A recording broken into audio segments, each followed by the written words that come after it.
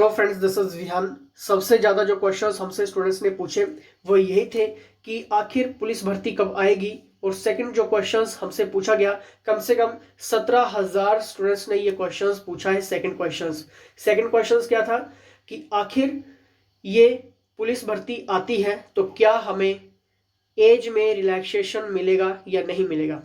दोस्तों इंपॉर्टेंट है, ठीक है। और इन दोनों क्वेश्चंस के आंसर्स आपको इस वीडियो में मिल जाएगा, ठीक है। तो लेक्चर्स पर पहली बार हो तो सब्सक्राइब करके बेल आइकन को प्रेस करिए। जो पहली बार जुड़ रहे हैं मैं उनको बता दूं, पुलिस सीरीज में हम वर्दी मेरा जुनून एक सीरीज डिस्कस कर रहे हैं, जिसमें हम previous paper analysis, top MCQs, highlighted, top 10 magazines questions और साथ में वो सभी क्वेश्चंस डिस्कस कर लेंगे जो हमीरपुर बोर्ड का अपडेटेड पुलिस भर्ती के लिए क्वेश्चंस रहेंगे, ठीक है। तो एक भी लेक्चर्स आपका छूटना नहीं चाहिए, एक भी क्वेश्चंस आपका छूटना नहीं चाहिए, ठीक है। दोस्तों पहले हम जल्दी से 2-3 क्वेश्चंस डिस्कस करेंगे। पहला क्वेश्चन यहां पर देखते हैं, किस योजना के तहत हिमाचल प्रदेश राज्य में कक्षा 10वीं और 12वीं के मेधावी छात्रों को लैपटॉप दिए जाते हैं। ऑप्शंस आपके सामने हैं, जल्दी से आप सोच सकते हैं। दोस्तों ये तो आपको क्लियर होगा कि 10वीं और 12वीं के जो छात्र टॉप करते हैं, ठीक है, अच्छे परसेंटेज लेकर आते हैं, उन्हें हिमाचल सरकार लैपटॉप देती है। लेकिन अब जो क्वेश्चंस मॉडिफाइड तरीके से पूछे जाते हैं, जैसे कि आपको क्लियर है, क्योंकि हमीरपुर बोर्ड हमेशा मॉडिफाइड क्वेश्चंस ही पूछता है, ठीक है। तो दोस्तों यहां पर आपको स्कीम का नाम भी पता होना चाहिए। The right answer is option number Srinivasa Ramanuja, यानी कि option A is the right answer, ठीक है। दोस्तों श्रीनिवास रामानुज एक गणितज्ञ थे। श्रीनिवास रामानुज छात्र डिजिटल योजना के तहत ये लैपटॉप दिए जाते हैं और इस वर्ष में जो पास आउट हुए हैं, कम से कम 10,000 मेधावी छात्रों को लैपटॉप दिए जाएंगे, ठीक है। अब दोस्तों सीरीज को आगे बढ़ाने से पहले मैं एक और चीज आपके सामने डिस्कस करूंगा कि पुलिस भर्ती के लिए क्रैश कोर्सेज अवेलेबल हैं। अगर आप इस एग्जाम को किसी भी तरह से टैकल करना चाहते हैं और वर्दी के जुनून को आप पालते हैं, ठीक है, आप चाहते हैं कि वर्दी जो हो वो मेरे नाम की हो, मेरे नेम प्लेट की हो, दोस्तों यहां पर व्हाट्सएप कर लेना, ठीक है। जैसे कि आप सभी को क्लियर है कि हमीरपुर बोर्ड इस बार आपका पेपर लेगा। पहले कौन पेपर लेता था? पीएचक्यू, यानी कि पुलिस हेडक्वार्टर, ठीक है, अपना पेपर सेट करता था। लेकिन अब पीएचक्यू पेपर नहीं लेगा, ये बात गांठ बांध लो, ठीक है। क्यों नहीं लेगा? क्योंकि काफी ज्यादा कंट्रोवर्सीज भी लास्ट ईयर हुई हैं, ठीक है। उन सब चीज़ों के ऊपर मैं अभी डिस्कस नहीं करूंगा, नहीं तो वीडियो लंबा हो जाएगा, ठीक है। लेकिन अब हमीरपुर बोर्ड पेपर लेगा आपका। लेकिन यहाँ पर सबसे ज़्यादा क्वेश्चंस ये बनता है कि क्या हमीरपुर बोर्ड पेपर लेगा तो क्या 170 क्वेश्चंस रहेंगे? बिल्कुल हाँ सर, 170 क्वेश्चंस ही रहेंगे इस बार आपके हमीरपुर बोर्ड के, ठीक है। ऐसा नहीं होगा कि 100 क्वेश्चंस पूछेगा, नहीं, 170 क्वेश्चंस रहेंगे इस बार आपके, क्योंकि हमीरपुर बोर्ड का अपना एक पैटर्न है, ठीक है, उसको चेंज नहीं कर सकते हैं वो, क्लियर है। तो 170 क्वेश्चंस रहेंगे। क्वेश्चंस चाहे 500 रहे, 1000 रहे, दोस्तों मतलब क्या होता है यहाँ पे कि आपकी स्टडी कितनी है, आप कितना फोकस कर रहे हैं क्वेश्चंस के ऊपर, ये इंपॉर्टेंट है। और हमीरपुर बोर्ड किस तरह के क्वेश्चंस पूछता है वो भी आपको क्लियर होना चाहिए। तो यहाँ पर व्हाट्सएप कर लेना किसी भी हेल्प, डाउट, क्वेश्चंस, क्वेरीज के लिए। क्रैश कोर्सेज चल रहे हैं वो भी आप ज्वाइन कर सकते हैं, ठीक है। क्रैश कोर्सेज में क्या क्या आपको मिलेगा, किस तरह की स्ट्रैटेजी है, क्या फीस है, ये सारी चीजें आपको यहाँ पर पता चल जाएंगी, ठीक है। चलिए यहाँ पर नेक्स्ट क्वेश्चंस की तरफ बढ़ेंगे और जो 2 क्वेश्चन जो सबसे ज्यादा पूछे गए हैं वो भी आपके सामने अभी मैं डिस्कस करूंगा थोड़ी देर में। नेक्स्ट क्वेश्चन है यहाँ पर, 1942 में शिमला में भारत छोड़ो आंदोलन किसने आयोजित किया था? वेरी वेरी इंपॉर्टेंट क्वेश्चंस आना चाहिए आपको, ठीक है। The right answer is option number राजकुमारी अमृत कौर, ठीक है, राजकुमारी अमृत कौर, ठीक है। दोस्तों शिमला में 1942 के भारत छोड़ो आंदोलन की नेता थी ये, ठीक है। भारत छोड़ो आंदोलन जिसे अगस्त आंदोलन के रूप में भी जाना जाता है, महात्मा गांधी द्वारा 9 अगस्त 1942 को द्वितीय विश्व युद्ध के दौरान अखिल भारतीय कांग्रेस समिति के बॉम्बे सत्र में शुरू किया गया एक आंदोलन था जो भारत में ब्रिटिश शासन को समाप्त करने की मांग कर रहा था। दोस्तों अब बात आएगी उन 2 क्वेश्चंस के ऊपर। पहला क्वेश्चन हम जल्दी से लेंगे यहाँ पर, सेकंड क्वेश्चन बाद में लेंगे कि आखिर पुलिस भर्ती कब आएगी, ठीक है, जो सबसे ज्यादा क्वेश्चंस है। दोस्तों मैं आपको यहाँ पर एक बात क्लियर कर दूं कि पासिंग परेड, ठीक है। पासिंग परेड अभी लास्ट वीक हो गई है, यानी कि लास्ट वीक की जो वैकेंसीज थी वो सारी की सारी फिलअप हो गई हैं, उनको ऑन पोस्टेड कर दिया गया है। ठीक है, यानी कि अब आपको क्या सूचना मिलने वाली है? सूचना यही मिलने वाली है कि पुलिस की रिक्रूटमेंट इस साल के एंड से पहले पहले आपको देखने को मिल जाएगी। ठीक है, ये बिल्कुल सही बात मैं आपके सामने यहाँ पर रख रहा हूँ कि इस साल से पहले पहले ये रिक्रूटमेंट आपको देखने को मिल जाएगी, जितना हमें सोर्सेस से पता चला है। क्योंकि जब हमने लास्ट वीडियोस में आपको बताया था कि जल्दी से जल्दी आपको नोटिफिकेशन मिलेगी, लेकिन स्टूडेंट्स ने वहाँ पे कहा था कि नोटिफिकेशंस तो आई नहीं। लेकिन दोस्तों उससे कुछ दिन के बाद ही कैबिनेट मीटिंग जब हुई थी तो जयराम ठाकुर जी ने वहाँ पर हरी झंडी इन पोस्टों के लिए दे दी थी। यानी कि अब बिल्कुल जितने भी रास्ते थे वो बिल्कुल क्लियर हो चुके हैं, अब बस इंतजार है नोटिफिकेशंस का। ठीक है, वो आपको किसी भी टाइम देखने को मिल जाएगी। ठीक है, एज रिलैक्सेशन मिलेगी या नहीं मिलेगी, जल्दी से 2-3 क्वेश्चंस लेते हैं, फिर उसके बाद आपके सामने ये भी क्वेश्चंस डिस्कस कर दूंगा। तो यानी कि दिसंबर तक आपको ये नोटिफिकेशंस देखने को मिल जाएगी। तो प्रैक्टिस करते रहिए, पढ़ते रहिए, स्किप नहीं होना चाहिए आपका वर्दी का जुनून। ठीक है, नेक्स्ट क्वेश्चन यहाँ पर हम लेंगे, हिमाचल प्रदेश की विधानसभा को कब भंग किया गया और केंद्र शासित प्रदेश का दर्जा दिया गया? Important questions. ठीक है, बहुत बार रिपीट हुए हैं क्वेश्चंस ये। ठीक है, ऑप्शंस आपके सामने है, सोच सकते हैं, मॉक टेस्ट के रूप में लगाइए। ठीक है, the right answer is option number 1 नवंबर 1956 को। ठीक है दोस्तों, 1952 में विधानसभा का चुनाव हुआ, 1 नवंबर 1956 को हिमाचल प्रदेश एक केंद्र शासित प्रदेश बना। क्लियर? चलिए यहां पर नेक्स्ट देखते हैं, हिमाचल प्रदेश में कितने विकास खंड हैं? दोस्तों यहां पर विकास खंड यानी कि डेवलपमेंट ब्लॉक्स की यहां पर बात हुई है, तो मैं यहां पर आपको क्लियर कर दूं, 78 ब्लॉक्स हैं। ठीक है, 78 ब्लॉक्स हैं और सब डिविजनल आई थिंक 69 है और तहसील 145। ठीक है, ये क्वेश्चंस बनता नहीं है, लेकिन कभी कभी ब्लॉक से रिलेटेड क्वेश्चंस पूछा जाता है आपके पुलिस के एग्जाम में।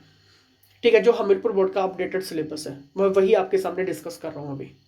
ठीक है फ्रेंड्स, 15 अप्रैल 1948 को 30 बड़े और छोटे पहाड़ी राज्यों को एकत्रित करके हिमाचल प्रदेश एक भाग के रूप में अस्तित्व में आया था।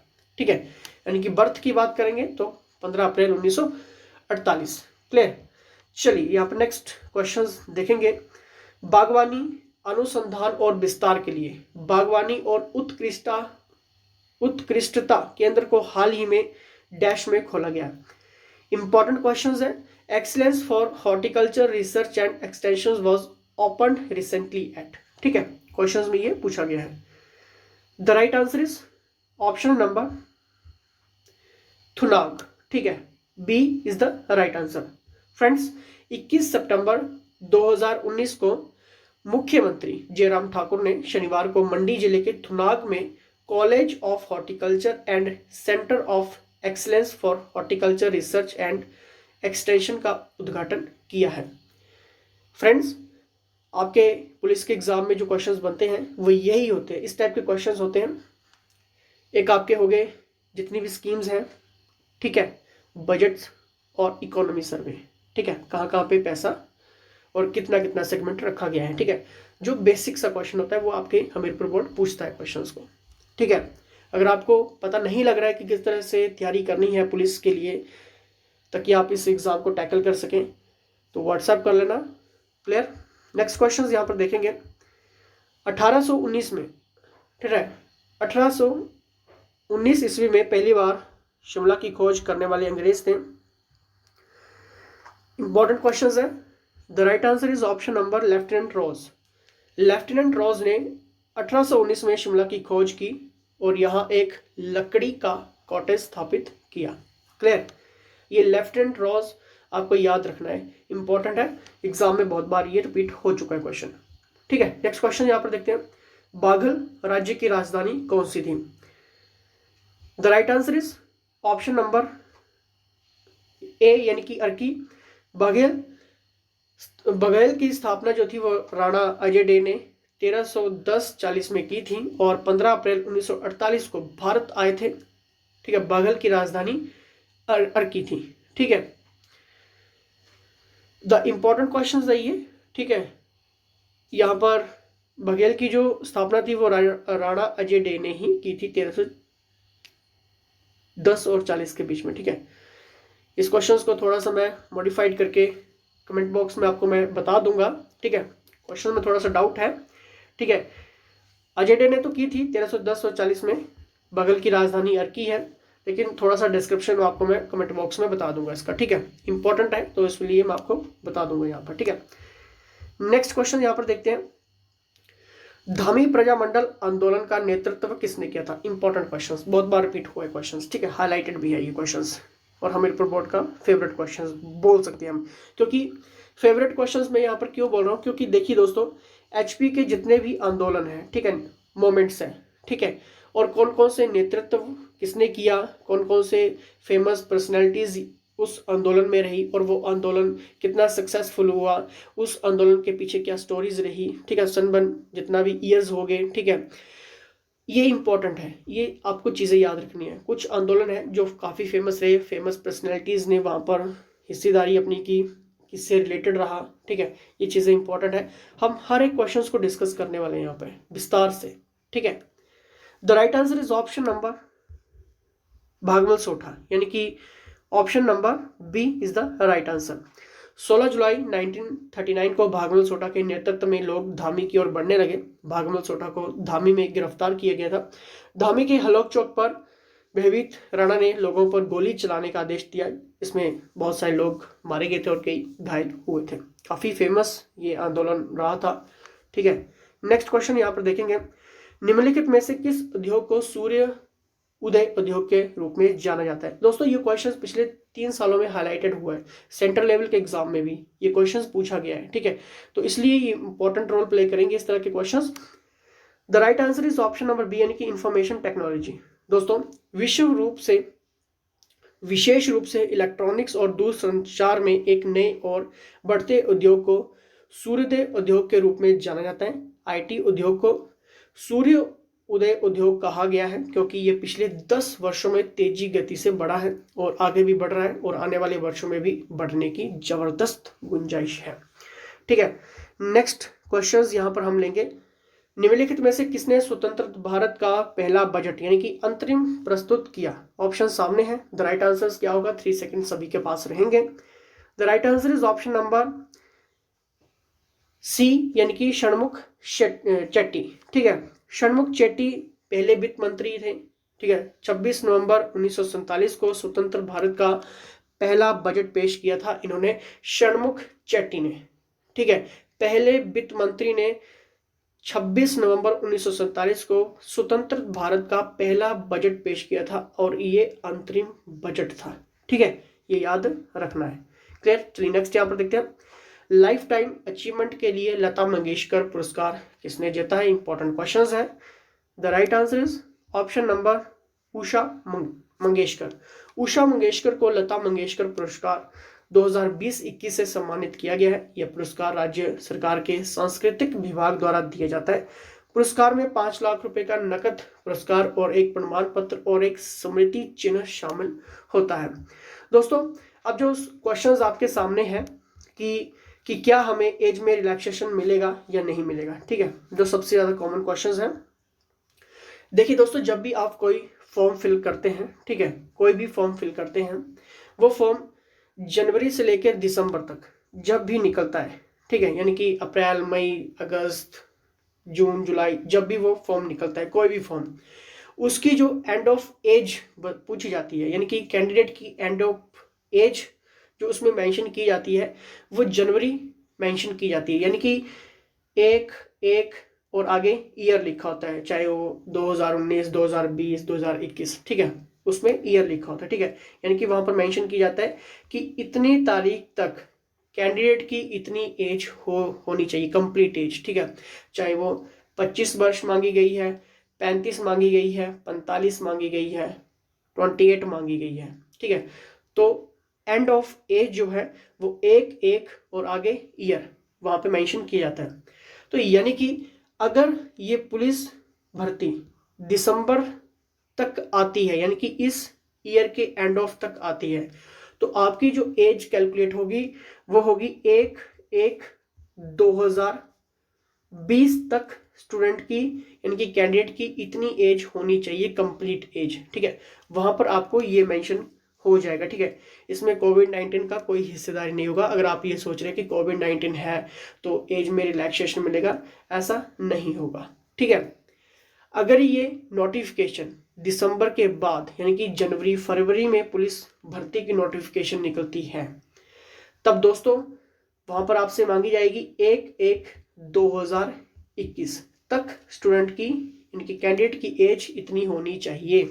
ठीक है, तो यानी कि जो जिनकी एज खत्म हो चुकी है या खत्म होने वाली है तो वो डायरेक्टली बाहर हो जाएंगे। ठीक है, लेकिन जहां तक हमें क्लियर है कि दिसंबर तक ये नोटिफिकेशन पुलिस की आपको देखने को मिल जाएगी। अगर आप पुलिस वर्दी के लिए, पुलिस वर्दी अपने नेम प्लेट की आप डालना चाहते हैं तो व्हाट्सएप कर लेना। और पिछले वर्ष में कितने स्टूडेंट्स एचपी जीके हब ने दिए हैं, यानी कि पास आउट करवाए हैं, जिन्होंने अपनी जो वर्दी है वो अपने नेम से पहनी है, एचपी जीके हब की अचीवमेंट देखने के लिए व्हाट्सएप कर लेना। ठीक है दोस्तों, लाइक शेयर सब्सक्राइब जरूर करिए।